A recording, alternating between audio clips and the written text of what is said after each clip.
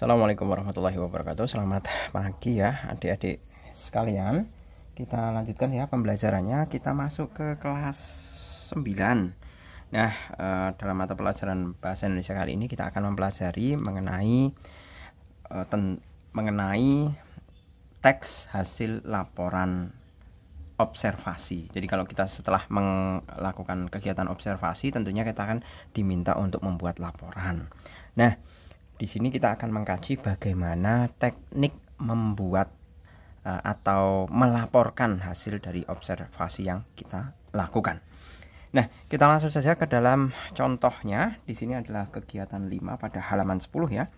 Bacalah teks laporan hasil observasi berikut dengan seksama.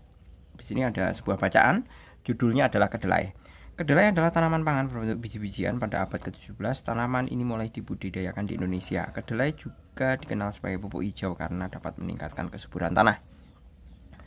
Kemudian, kedelai berbentuk semak yang tumbuh tegak. Daun kedelai berbentuk bulat oval dan lancip serta berbulu. Daunnya beranak 3 helai daun. Batangnya berbuku dan menjadi tempat tumbuhnya bunga. Pada batang tanaman ini biasanya akan muncul cabang. Warna bunga kedelai biasanya putih dan ungu. Pada usia 7 sampai dengan 10 hari, bunga pertama kedelai muncul dengan bentuk polong berwarna hijau. Warnanya akan berubah menjadi kuning kecoklatan saat masak. Warna kulit bijinya bervariasi, ada yang kuning, hitam, atau coklat. Untuk sebagian besar varietas atau jenis, bijinya berbentuk bulat. Namun ada juga jenis kedelai yang bijinya agak gepeng. Akar kedelai dapat mencapai kedalaman 2 meter dan melebar ke samping hingga 1,5 meter. Tanaman kedelai dapat tumbuh baik di daerah yang memiliki curah hujan sekitar 100 sampai dengan 400 mm per bulan. Untuk mendapatkan hasil optimal, tanaman kedelai membutuhkan curah hujan 100 sampai dengan 200 mm per bulan. Untuk itu, lahan Indonesia sangat cocok ditanami kedelai. Tumbuhan yang termasuk suku polong-polongan ini memiliki banyak manfaat dalam kehidupan sehari-hari. Contohnya sebagai sumber bahan pangan berprotein nabati tinggi. Tingginya manfaat itulah akhirnya tanaman ini dimanfaatkan sebagai bahan pangan seperti susu kedelai. Kita langsung ke dalam pembahasannya, yaitu mengenai bagaimana kita mengidentifikasi ciri kebahasaan teks laporan hasil observasi.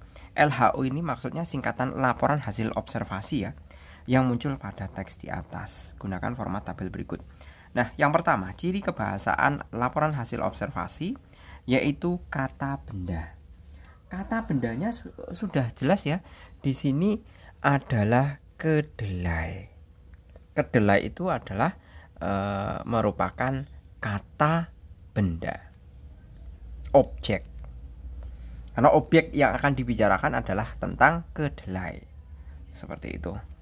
Kemudian yang kedua, kalimat definisi. Nah, kalimat definisi itu umumnya terdapat kata, adalah, ialah, yakni, yaitu. Nah, di mana kalimat definisinya? Ya ini. Kedelai adalah tanaman pangan berbentuk biji-bijian. Nah, kemudian ciri kebahasaan selanjutnya adalah kata kerja penggolongan. Nah, penggolongan itu bagaimana kita merinci sebuah benda ke dalam suatu kelompok. Itu namanya kata kerja penggolongan. Seperti itu. Nah, sebagai contohnya yang mana? Sebagai contohnya adalah termasuk.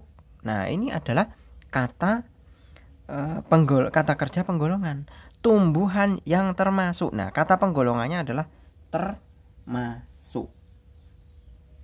Seperti itu. Kemudian ada juga warna kulitnya, kulit bijinya bervariasi. Nah, itu juga termasuk penggolongan. Jadi ada berbagai macam jenisnya atau variasinya. Seperti itu. Selanjutnya, istilah teknis dan ilmiah dari ciri kebahasaan laporan hasil observasi. Yang pertama kita bisa identifikasi yaitu pupuk hijau ini dia. Kemudian ada oval. Ya. Ini juga istilah. Kemudian varietas. Nah, ini itu mengandung arti jenis ya. Ini juga istilah. Kemudian optimal itu juga istilah. Kemudian curah hujan itu juga istilah. Kemudian milimeter per bulan ini juga istilah. Istilah sebagai satuan curah hujan. Seperti itu. Oke, gitu ya. Saya rasa cukup untuk pemahaman bagaimana kita mengidentifikasi ciri kebahasaan teks laporan hasil observasi. Untuk selanjutnya kita bisa simak lanjutkan pada video berikutnya. Terima kasih, selamat pagi. Assalamualaikum warahmatullahi wabarakatuh.